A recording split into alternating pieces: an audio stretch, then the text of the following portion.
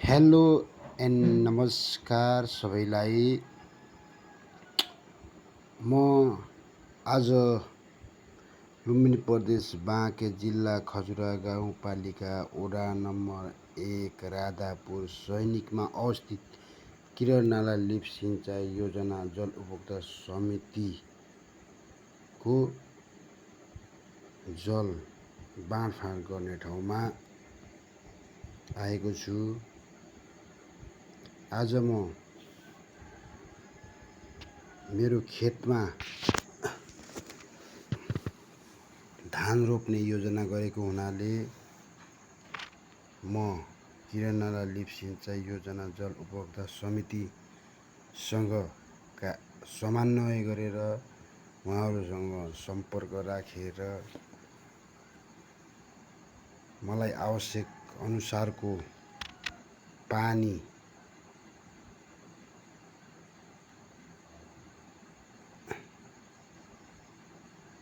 को लागि जो मैले धान रोप्न प्रयोग गर्ने पानीको लागि यस ठाउँमा उपस्थित भएको छु। यस ठाउँमा यहाँको कुनै पनि स्थानीयहरूलाई खेतबारीमा धान लगाउनको लागि आवश्यक पानी चाहिएमा यस किरण नाला लिफ्ट सिँचाइ योजना जल उपभोक्ता समितिलाई सम्पर्क गरेर उहाँहरूसँग यहाँको नियम र यहाँको समितिले व्यवस्था गरेको परिधिभित्र रहेर आफ्नो खेतलाई आवश्यक पानी लैजान सक्ने व्यवस्था रहेको छ।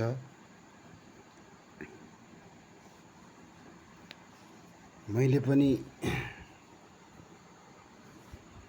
किरण नाला लिफ्ट सिँचाइ योजना जल उपभोक्ता समितिसँग सम्पर्क गरेर उहाँहरूसँग मेरो खेतमा धान रोप्नको लागि आवश्यक पानी माग र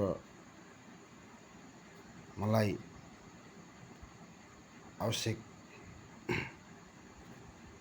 पर्ने जलको लागि 2 हप्ता पहिले नै टोकन लिएर आज 2083 असार 11 गते मेरो आफ्नो नम्बर परेको हुनाले म यस ठाउँमा आएको छु। ल हेर्नुस्, यस ठाउँमा भएको पानी तान्ने मोटरहरू चल्ने शक्ति भनेको यो सोलर प्यानलहरू हुन्। घामको माध्यमबाट चल्ने सोलरबाट नै यहाँका ठुल्ठुला पानी तान्ने मोटरहरू सञ्चालन हुन्छ अथवा प्रयोग गरिन्छ। ल हेर्नुहोस्, यी सबै सोलर प्यानलहरू हुन्। यहाँ कम्तीमा पनि 200 भन्दा माथि सोलर प्यानलहरू छन्। यो सबै नेपाल सरकारकै आयोजनामा निर्माण भएको हो। यहाँको जनताहरूलाई मध्यनजर गरेर यहाँको स्थानीय बासिन्दाहरूको सुविधा र सरल र प्रयोगको लागि निर्माण भएको हो।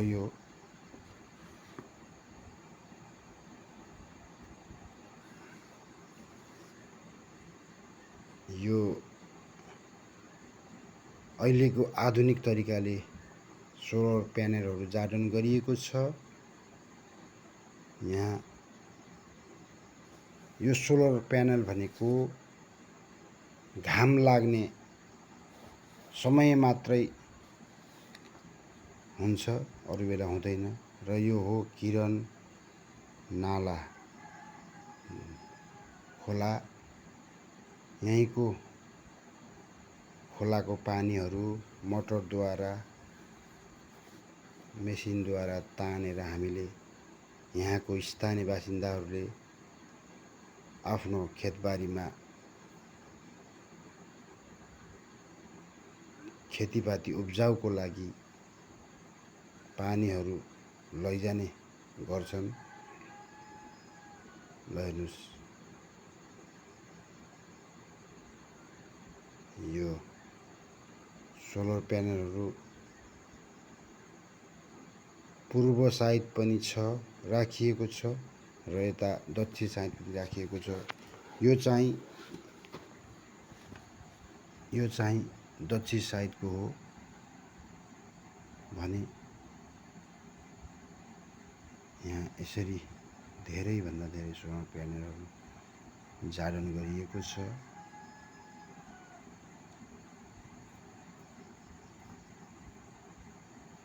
ल हेर्नुहोस्,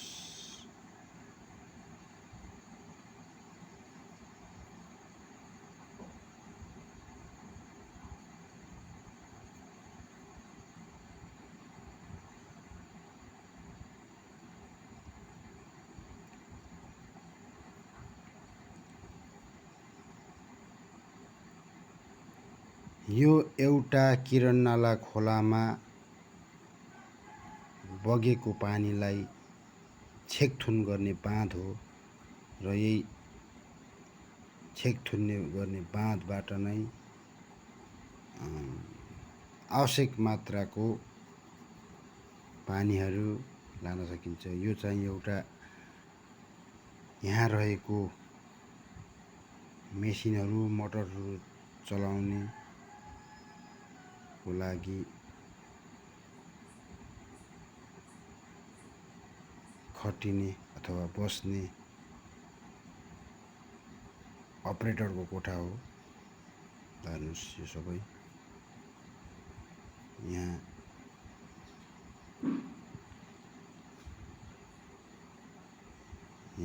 यो कोठा भनेको एउटा स्टोर रुम हो भने अर्को आज यहाँ हाम्रो आदरणीय आमाहरूले मेरो खेतमा धान रोप्नको लागि धानको बिउ उखल्दैछ। यो भनेको यो ठाउँमा राखिने धानको बियड हो। र हेर्नुहोस् कति हरियो तरिकाले भएको, हरियो राम्रो तरिकाको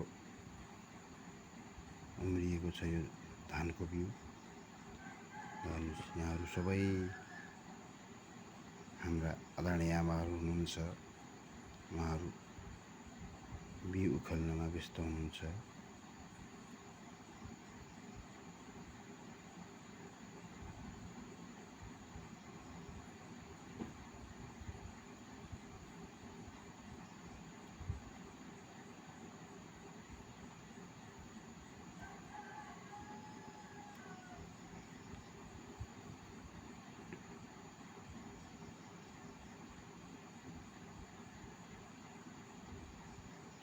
यहाँ हुनुहुन्छ हाम्रा आदरणीय मामा नारायण थापाज्यू।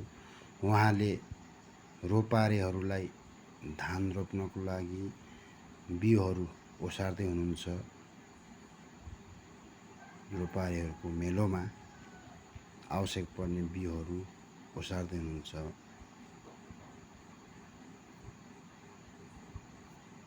यो एउटा डिप बोर्डिङ हो, जो व्यक्तिगत रूपमा गाडिएको डिप बोर्डिङ हुन्छ। जमिन मुनिबाट पानी खिचेर हामीले धानलाई चाहिने पानी पनि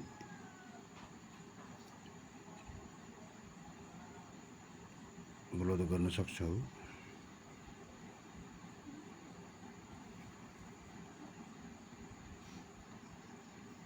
ल हेर्नुहोस्, यो ट्र्याक्टरद्वारा धान रोप्नको लागि हिल्याइएको खेत हो। यो ठाउँमा गोरु वा राँगोले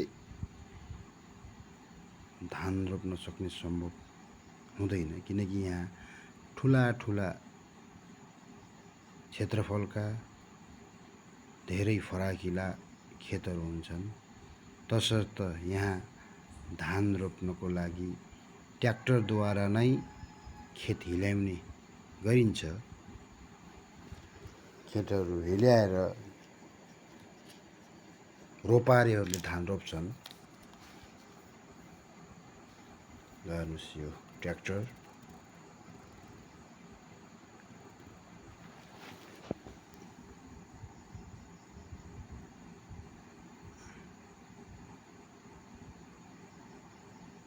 हेर्नुहोस् कति धेरै खेत छन्।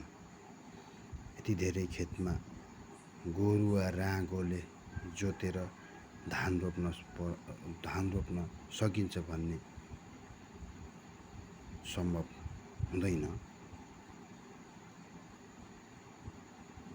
हेर्नुहोस् यो सबै मैले कति राम्रो दृश्यहरू कैद गरेको छु। यहाँ ट्र्याक्टरद्वारा खेत हिल्याइरहेको छ भने अनि पन्छीको रूपमा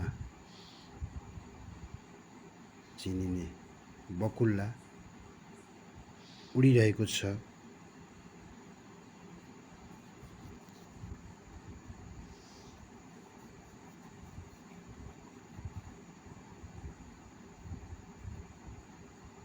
यो भनेको ट्र्याक्टरद्वारा खेतलाई हिल्याउने प्रविधि हो।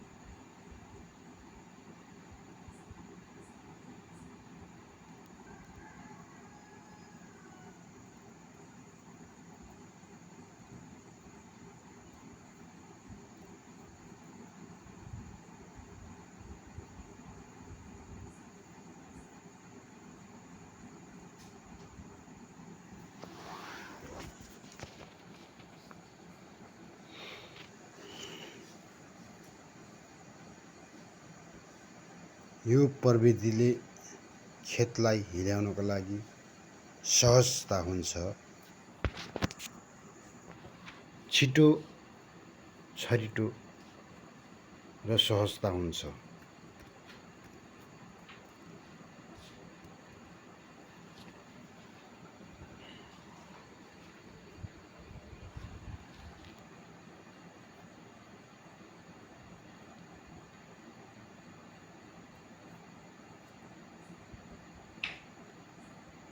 यो ट्र्याक्टरमा रोटावेटा भन्ने मेसिन जाडन गरिन्छ र यसरी खेत हिल्याइन्छ। यहाँ हुनुहुन्छ मेरो श्रीमतीज्यू। यहाँहरूले रोपारेहरूलाई पानी ओसार्ने काम गरिरहनु भएको छ। ल हेर्नुहोस्, यहाँ हाम्रो रोपारे महिला दिदीबहिनीहरूले धान रोप्दै हुनुहुन्छ। ल हेर्नुहोस्, यो सबै हाम्रा महिला दिदीबहिनीहरू हुनुहुन्छ। उहाँहरूले धान रोप्दै हुनुहुन्छ।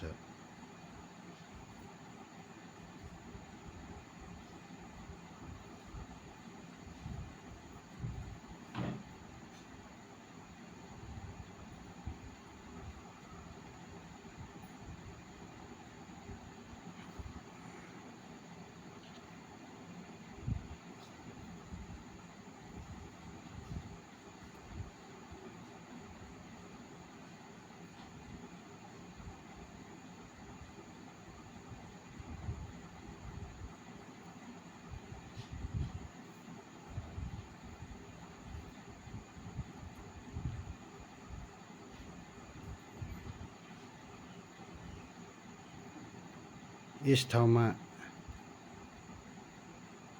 महिला दिदीबहिनीहरूले यो विधिबाट धान रोप्ने गर्नुहुन्छ।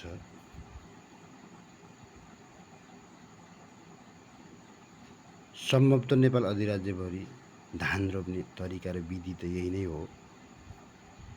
तथापि यहाँ मधेसको खेतहरू केही फराकिलो र केही लम्बाइ धेरै लम्बाइ भएको हुनाले यहाँ सानो मेलो लिएर जाउँ भन्ने कुरा हुँदैन, ठुलै मेलो लगाउनुपर्ने हुन्छ।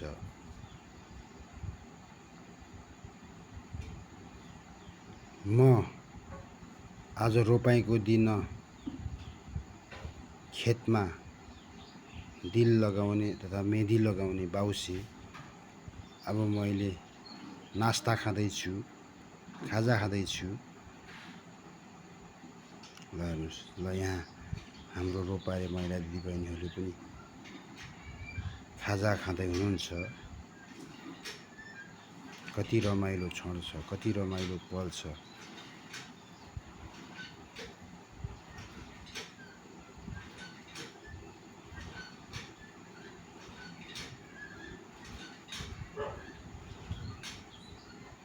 ल हेर्नुहोस्,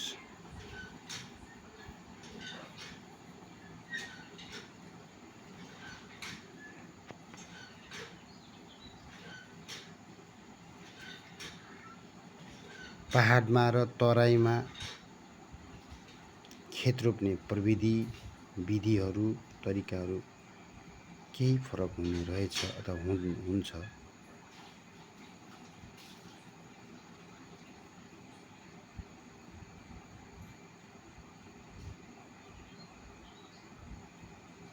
यहाँ हुनुहुन्छ हाम्रो दिदी। आजको भ्लग यति नै। म बिदा हुन्छु सबैजनालाई। By by.